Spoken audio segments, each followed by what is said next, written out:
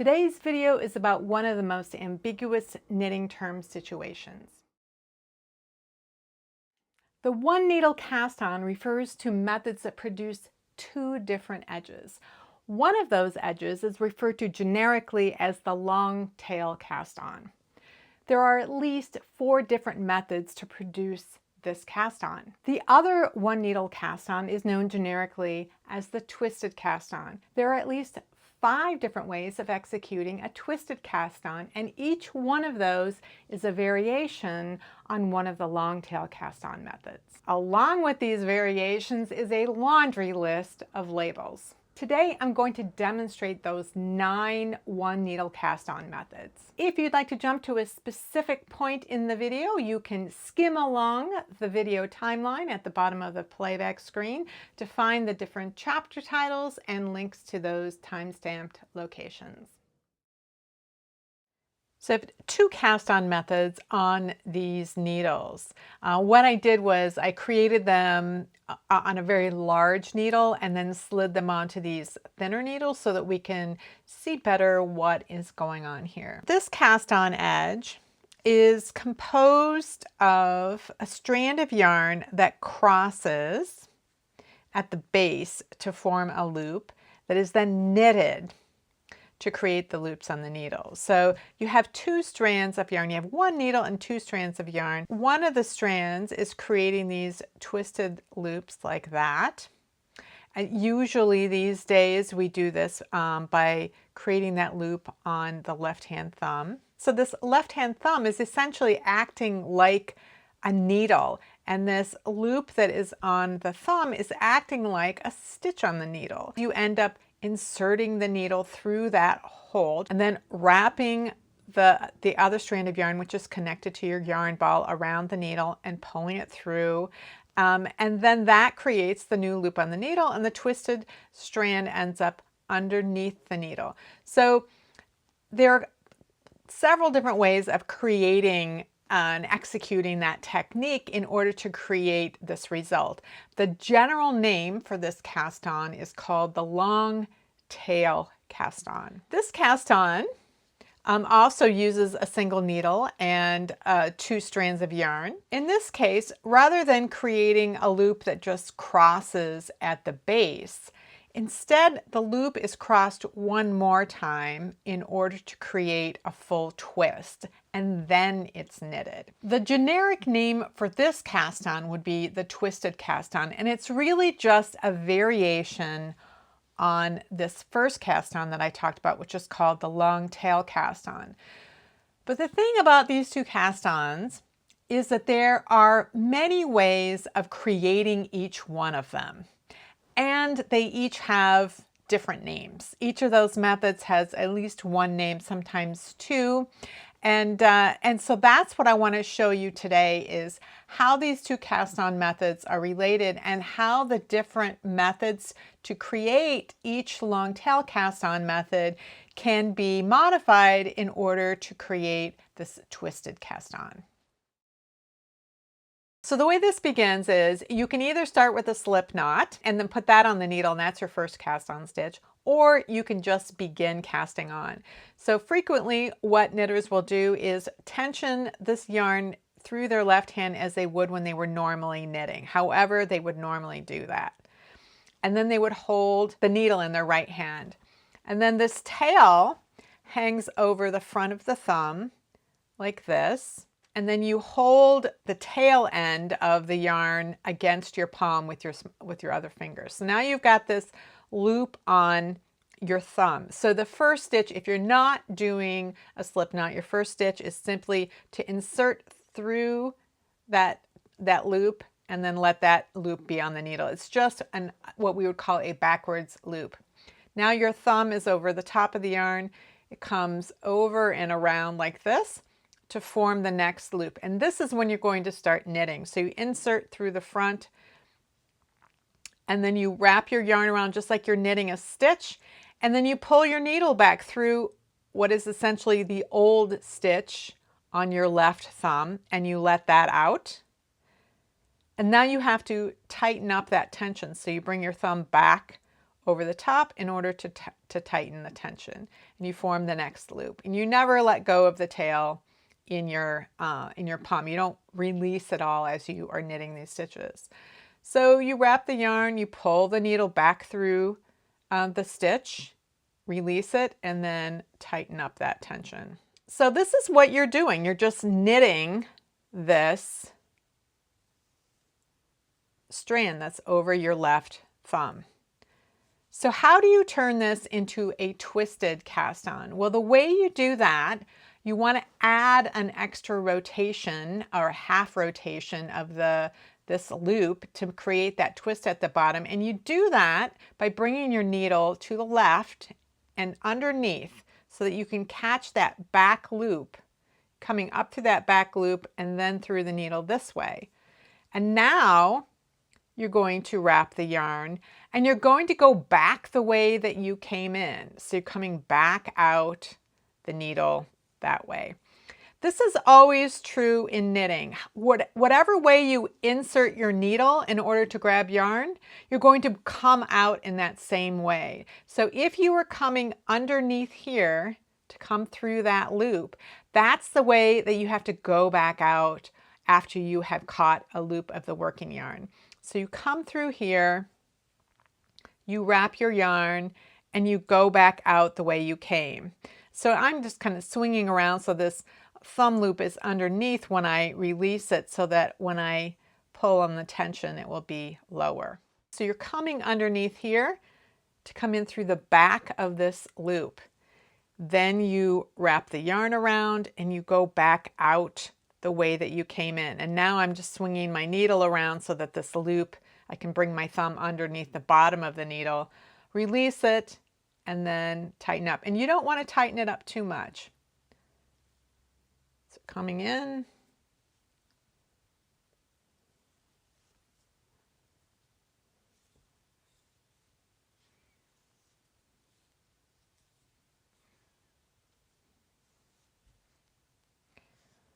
so here you see the smoother edge of the long tail cast on, and here you see the sort of the chain loops over here of the twisted cast on.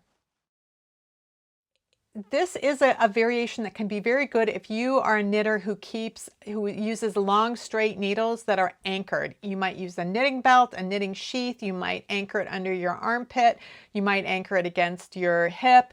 One of those methods where you keep that needle stationary and you're not moving the needle. So in that case, you can do a twisted cast on using this method that is often called the Maine cast on. And what you do is that you basically are remounting this crossed loop onto your finger, onto your index finger. So you're going to bring your index finger over the top of the yarn that's connected to the needle and behind the yarn that comes over the front of the thumb. And when you do that and you've transferred it to your index finger, you still have that same crossed loop, but it's mounted differently. It's mounted so that this right crossing loop right here is hanging over the back of your finger, where when it was here, it was hanging over the front. So essentially you're remounting that stitch, and that allows you to then work through the front, which it's still the back of this stitch, but you're coming through this loop right here. You can just come through here and knit it off that way. So again, you bring your finger over that strand that's connected to the needle behind the thumb yarn in order to transfer it to your index finger, and then you knit it through the front like this. And again, I swing my finger down so that this loop is below, so that when I tighten it up, it's a little easier.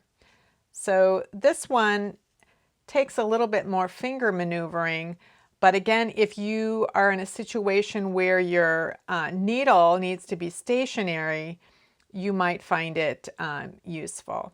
But also, if you ever come across a pattern that calls for the Maine cast on, you know that you can use any of these other twisted methods as a substitute if you find them easier. So in this case, instead of the yarn being looped around your thumb, it's looped around both your thumb and your forefinger, and that tail, just the tail part, is held against your hand like that. So the first stitch on the needle again is either a slip knot or you're just slipping that twisted loop onto the right hand needle. And from then on you can knit those stitches.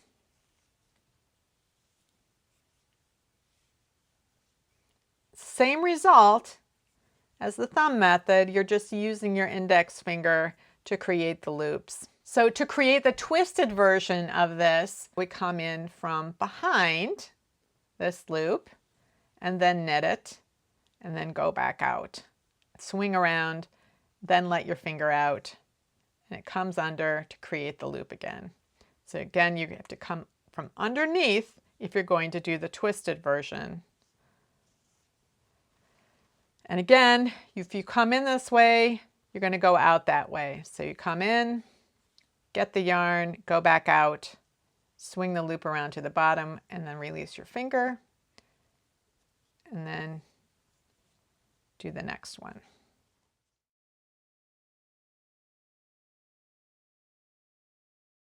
This next one is just another slight variation on what we've already done. This is a method that I found in an antique knitting manual published in 1854, where again they want you to tension the yarn around your right hand like you normally would, and then they want you to actually do it around your pinky there, over your thumb and forefinger here. So they have quite a bit of wrapping around.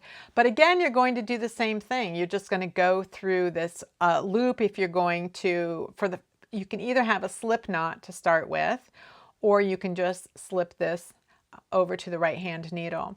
If you are going to do a twisted cast on using this method, you can actually create your slip knot with this setup that you have here by coming underneath like you would for any of the other twisted cast-ons, wrapping your yarn around, and then going back out. And what this does is it's creating just a slip knot on your needle. So that's just a way of creating a slip knot using this setup. It's the same thing where you're coming in from behind in order to wrap the yarn and bring it back out.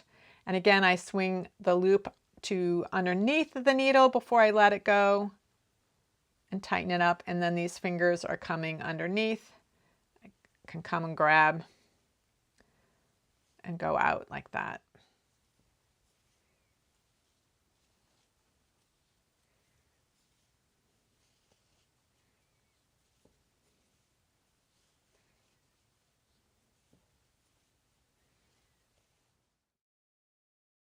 In this case, you're going to have both strands of yarn in your left hand, because with Continental knitting, you have the working yarn over your index finger. So you're going to have both yarns in your left hand. You can start with a slip knot and put that on the needle, or you can just bring the yarn over your thumb. So this again is the tail coming over the front of the thumb and the working yarn coming over the back, and you'd hold both strands against your palm.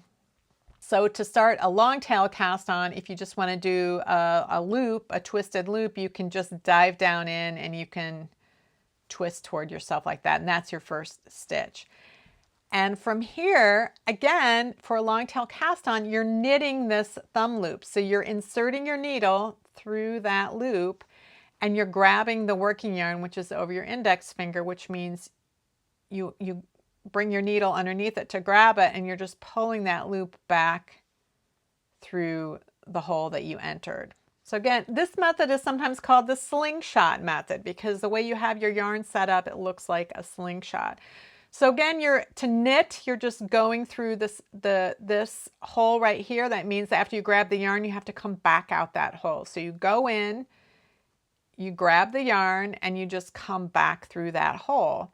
Again, you let your thumb out of the loop. It's like letting the old stitch fall off a needle, and then you bring your thumb in there to retension. And you never let go of those strands. You don't want to grab a yarn and then let go of everything and pull down. That's tedious, and you're not going to be able to control tension very well. So you keep your fingers holding those. So you're coming through here, grabbing that loop and pulling. And that is the long tail cast on. Or the German cast on. or the Continental cast on, where both strands are in one hand. So how do you do the twisted version of this? There's a lot more needle maneuvering going on in this one, and so it can be hard to tell what exactly is going on.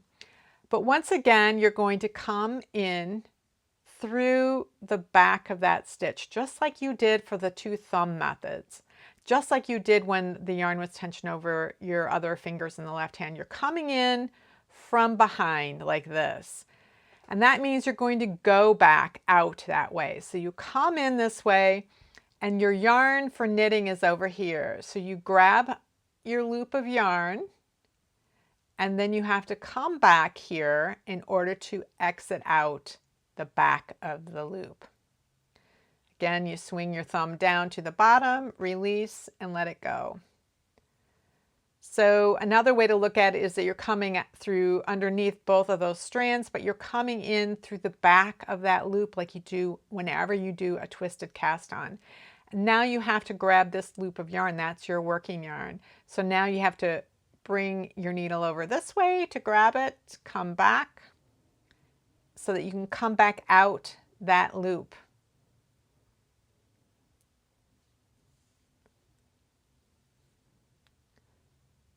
In through the back, grab your loop of yarn, out through the back and down, because you came in that way, so you need to come out that way.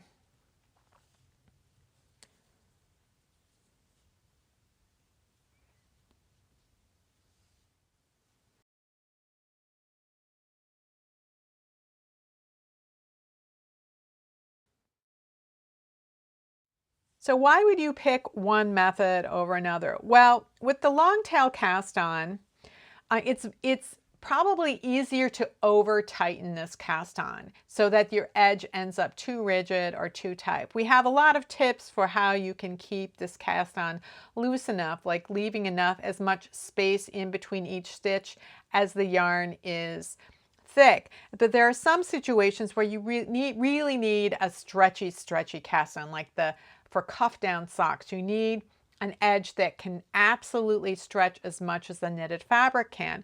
And in that case, you can just make this cast on. You can space those further and further apart. But what that does is it creates these diagonal sort of strands of yarn at the edge, and that can start to look a little sloppy if you're making it loose enough to stretch as much as you want. If once the item's being worn, it's not going to be a problem, but it can kind of cause that cast on edge to flare a little bit when you've provided enough slack in that long tail cast on.